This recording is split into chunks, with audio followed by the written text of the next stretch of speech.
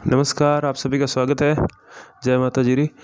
और आज अपनी पहली क्लास शुरू करते हैं व्याकरण की वर्ण विचार। और वर्ण विचार में भी जो भाषा की मूलभूत इकाइयां हैं जैसे ध्वनि, वर्ण, शब्द, अक्षर और वाक्य, इनके बारे में पढ़ना शुरू करते हैं। तो शुरू करते हैं भाषा की सबसे छोटी इकाई, लघुत्तम इकाई।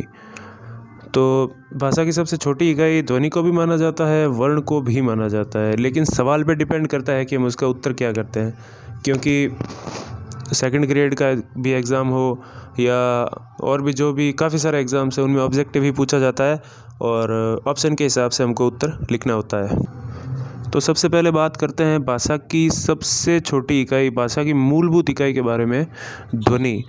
ध्वनि भाषा की लघुत्तम इकाई वह लघुत्तम इकाई है जिसे बोला या सुना जा सकता है। सीधी सी बात है, ध्वनि भाषा की वही सबसे छोटी इकाई है जिसे बोला या सुना जा सकता है। और इसके दो रूप होते हैं, सार्थक या निरर्थक। ध्वनियाँ दो तरह की होती है। सार्थक ध्वनि वो होती है जिसका कोई अर्थ निकलता हो, जैसे किसी को पुकारना हो या आश्चर्य आदि प्रकट करना हो।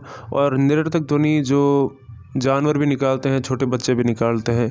निरर्थक ध्वनि वही जिसका कोई भी अर्थ नहीं होता। तो ध्वनि भाषा की वो छोटी से छोटी इकाई है जिसे बोला या सुना जा सकता है। ये इम्पोर्टेंट है, ये थोड़ा ध्यान रखिएगा। और इसके बाद बात करते हैं वर्ण के बारे में। वर्ण वह सबसे छोटी इकाई है जिसके टुकड़े नहीं किए जा सकते हैं, मतलब लिखने के बाद उसके टुकड़े नहीं किए जा सकते। जैसे कि ये क हो गया हलंत वाला, कोई भी व्यंजन जिसके नीचे हलंत हो। और स्वर,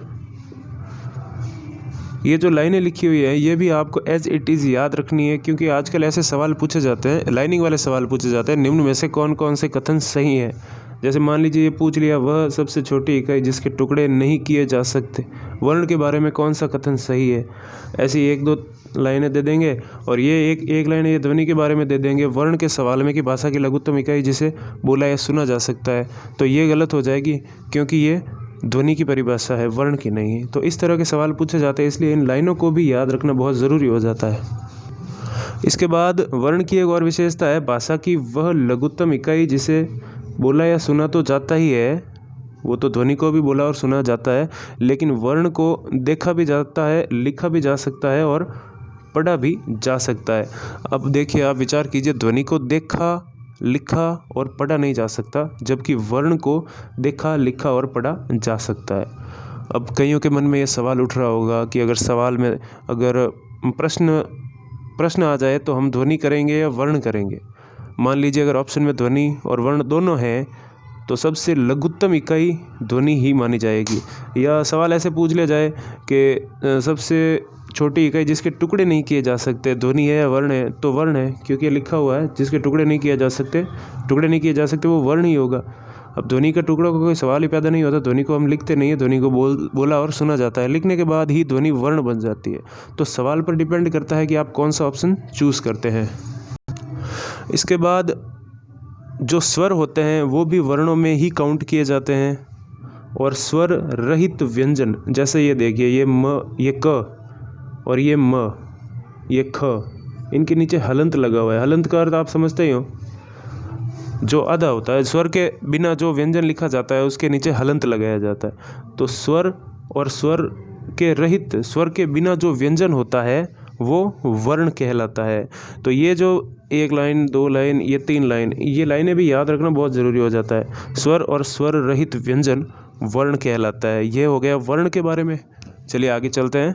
अक्षर, अक्षर के बारे में सभी ने सुना है, सभी को पता है। अक्षरों से ही शब्द बनते हैं, शब्दों से वाक्य और वाक्यों से साहित्य बनता है, भाषा बनती है। तो जिस ध्वनि या ध्वनि समूह का उच्चारण एक श्वास आघात में हो जाए, ये इम्पोर्टेंट है। अक्षर वो होता है जो सांस के एक आघात में जिसको बोला जा सके, जैसे हाँ, ना, क, ख, आ, ये जो भी हैं स्वर पूरे के पूरे वर्ण में भी काउंट होते हैं और अक्षर में भी काउंट होते हैं। स्वर व स्वर सहित व्यंजन अक्षर कहलाते हैं। अब देखिए, वर्ण स्वर रहित जो व्यंजन होते हैं उनको वर्ण कह सकते हैं, जैसे हलंत के साथ क, ख, ग जो भी हो। और अक्सर किन व्यंजनों को कहेंगे जिनके साथ स्वर लगा हुआ हो। स्वर सहित व्यंजन अक्षर कहलाते हैं। जैसे ये क पूरा है, ये ख भी पूरा है, ये अक्षर हैं, ना कि ये, क्योंकि इनके नीचे हलंत है। और जिन व्यंजनों पर हलंत होता है या जो व्यंजन स्वर के साथ नहीं होते हैं वो अक्षर नहीं, वर्ण ही कहलाते हैं। इनके टुकड़े नहीं किए जा सकते हैं, जबकि इनके टुकड़े किए जा सकते हैं। इनके टुकड़े करेंगे तो क और अ बनेगा, इसका टुकड़ा करेंगे तो ख और अ बनेगा। इसलिए ये वर्ण तो रहे नहीं, ये अक्षर कहलाएंगे। और स्वरों को भी अक्षर कहा जाता है। और एक बात बहुत इम्पोर्टेंट है कि हरदेव बाहरी एक बहुत बड़े विद्वान हैं हिंदी के, उन्होंने मोम, स्नान इनको भी अक्षर माना है, क्योंकि इनका उच्चारण भी सांस के एक आघात में संभव है। श्वास के एक आघात में इनको बोला जा सकता है, इसलिए हरदेव बाहरी इन शब्दों को भी अक्षर मानते हैं, या इन्हें अक्षर मानते हैं, शब्द कहना सही नहीं होगा, अक्षर मानते हैं हरदेव बाहरी इनको भी।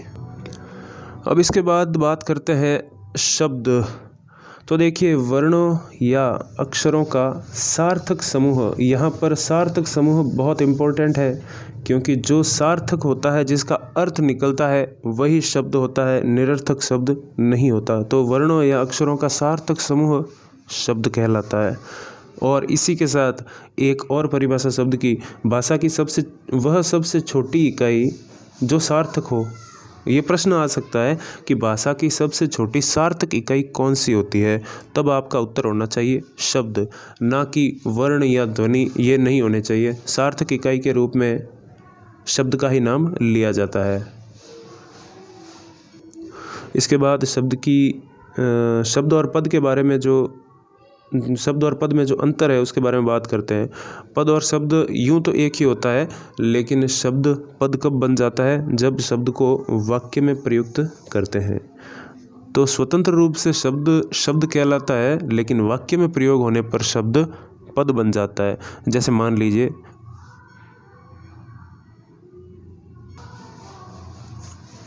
एक शब्द है राम।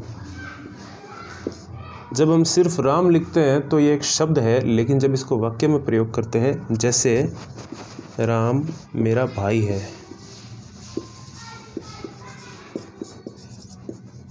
अब ये राम शब्द नहीं होकर पद बन गया है।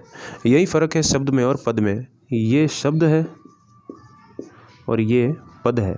पद क्यों है? क्योंकि ये वाक्य में प्रयुक्त हो गया है। ठीक है, तो पद और शब्द में अंतर आपको समझ में आ गया होगा। इसके बाद भाषा की एक और बहुत ही महत्वपूर्ण इकाई है जो होती है वाक्य। चलिए वाक्य के बारे में पढ़ते हैं।